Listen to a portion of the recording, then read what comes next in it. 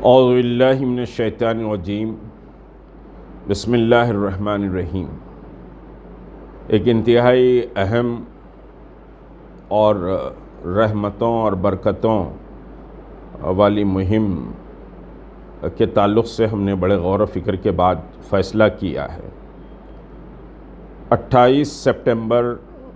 بروز جمعرات 12 ربیع الاول المنور آ رہی، اور اتفاق سے اسی دن گنیش وسرجن کے جلوس بھی نکلیں گے، اور جب گنیش وسرجن کے جلوس نکلتے ہیں تو پھر شور شرابہ اور پھر راستوں کو بند کر دیا جاتا ہے۔ یہ سارے مسائل ہیں۔ تو اس دن یقینی طور پر میلاد النبی صلی اللہ علیہ وسلم کے ضمن میں منعقد ہونے والی جو تقریبات ہیں وہ تقریبات معطل رہیں گی، اور روشنیوں کے انتظام، پھر جو جوش و خروش رہتا ہے وہ بھی معطل رہے گا، اور بہت سے نوجوان اس مسئلے پر بڑے فکر مند ہیں۔ تو اس سلسلے میں جو 12 ربیع الاول کا دن ہے، ایک بات یاد رکھیے کہ یہ رحمتوں کا دن ہے، یہ برکتوں کا دن ہے، یہ سیاہی کے ختم ہونے کا دن ہے، یہ نور کے پھیلنے کا دن ہے، اللہ کی رحمتوں کی سوغات کو لوٹنے کا دن ہے، اور محمد رسول اللہ صلی اللہ علیہ وسلم کے دربار میں جتنا کثرت سے ہم درود پاک صلی اللہ علیہ وسلم کا نذرانہ بھیجیں گے وہی اصل میلاد ہے، اور وہی عاشق رسول کا سمجھیے کہ مشن ہے کہ میرے رسول کے تعلق سے اپنی زبانیں درود پاک سے تر رکھیں۔ اور پھر لازمی طور پر گنیش کے جو مورتیاں ہیں یا گنیش کا جو جلوس ہے، بلا شبہ یہ ایک سمجھے کہ ہندو عقیدے کی بات ہے، لیکن ہم توحید خالص کا اعلان کریں، کلمہ طیبہ اور درود پاک،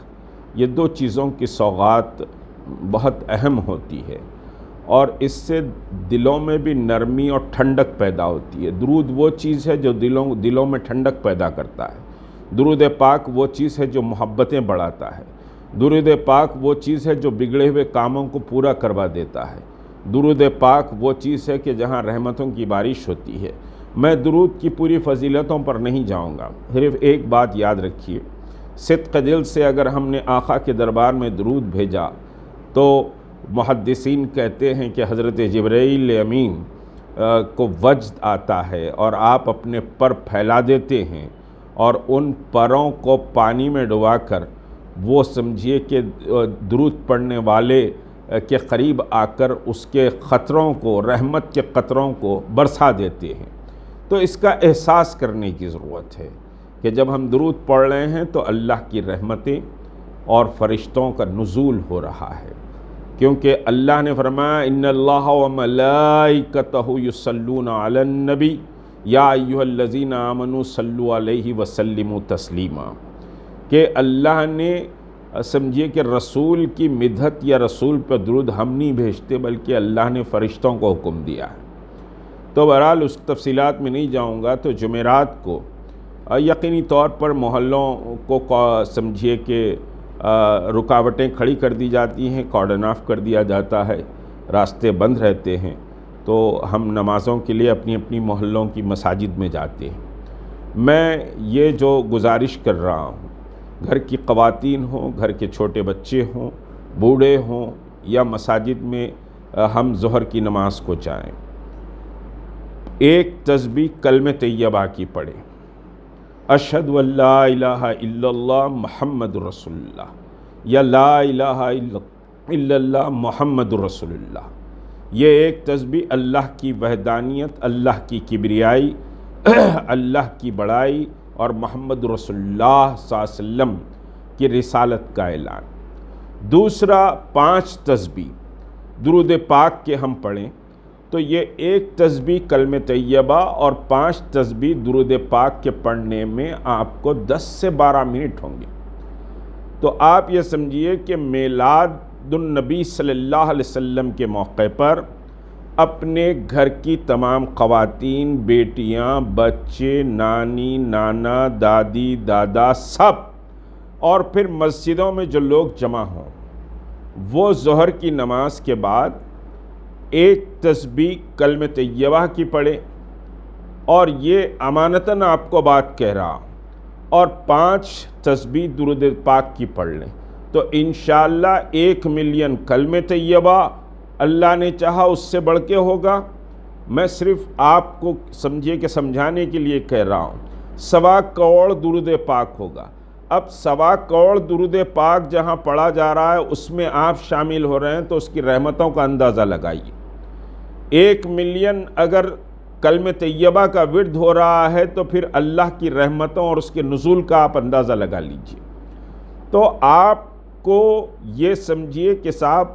عاشق رسول کی حیثیت سے 12 ربیع الاول کے لیے اپنے ہر ملنے والے کو، ہر خاندان کے ذمہ دار کو فون کر کے بتائیں، محلے میں دوستوں سے کہیں، چبوتروں پہ بیٹھیں تو یہ تبصرہ کریں کہ 12 ربیع الاول کو ایک تسبیح کلمہ طیبہ کی لا الہ الا اللہ محمد رسول اللہ پڑھنا ہے، اور 5 تسبیح آپ کو درود پاک کی پڑھنا ہے۔ 10 سے 12 منٹ اس میں لگیں گے۔ مساجد میں اجتماعی اہتمام اس کا سمجھیے کہ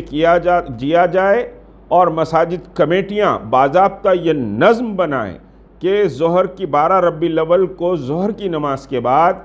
یہ درود پاک کی محفل رکھے، کم از کم 5 تسبیح، اب کسی کے 10 ہوتے ہیں، کسی کے کچھ اضافہ ہوتے ہیں تو الحمدللہ بہت اچھی بات ہے، اور مگر کم از کم 5 تسبیح، اور ایک سمجھیے کہ کلمہ طیبہ کی تسبیح پڑھیں یہ، اور اس کے بعد اللہ سے رجوع ہو کر دعا کریں، انشاءاللہ امت کی سرخروئی ہوگی، امت سربلند رہے گی۔ یہ ایک کام ہوا تمام گھروں کے لیے اور مساجد کے لیے، اور اس میں آپ سمجھیے کہ آپ 12 ربیع الاول کو سرکار دو عالم صلی اللہ علیہ وسلم کے دربار مقدس میں 1.25 کروڑ درود کا جو نذرانہ پیش کیا جا رہا ہے اس میں آپ بھی شامل ہو جا رہے ہیں، اور پھر کلمہ طیبہ 1 ملین پڑھا جا رہا ہے اس میں بھی آپ شامل ہو جا رہے ہیں، تو یہ بہت بڑی رحمتوں اور برکتوں والی بات ہوگی۔ اور دوسری جو اہم بات ہے، ایک باضابطہ کچھ پوائنٹس پر مشتمل سیرت طیبہ کی، جس میں شراب، آج کل شہر حیدرآباد میں شراب اور پھر اضلاعوں میں بھی شراب اور نشاور چیزوں کا ایک بہتان سا ہو گیا ہے، جس سے بہت ساری برائیاں پیدا ہو رہی ہیں، نوجوان نسل تباہ ہو رہی ہے، معاشرہ برباد ہو رہا ہے، قتل کا بازار گرم ہو رہا ہے۔ تو شراب، رسول کریم صلی اللہ علیہ وسلم نے شراب کو حرام سمجھیے کہ جب حکم آیا تو شراب حرام ہے، اور اس کو کتنی برائیاں ہیں، انشاءاللہ وہ چیزیں آپ کے سامنے ایک چھوٹی سی 5 منٹ کی ایک تقریر جو سیرت طیبہ کی ہوگی، جس میں شراب، سود اور سمجھیے کہ فحاشی کے تعلق سے یہ 3 چیزوں کو ہم کور کریں گے، تو ہر مسجد میں وہ پیغام کو پڑھا جائے گا، اور سوشل میڈیا پہ بھی اس تقریر کو ہم رائٹنگ میں ایک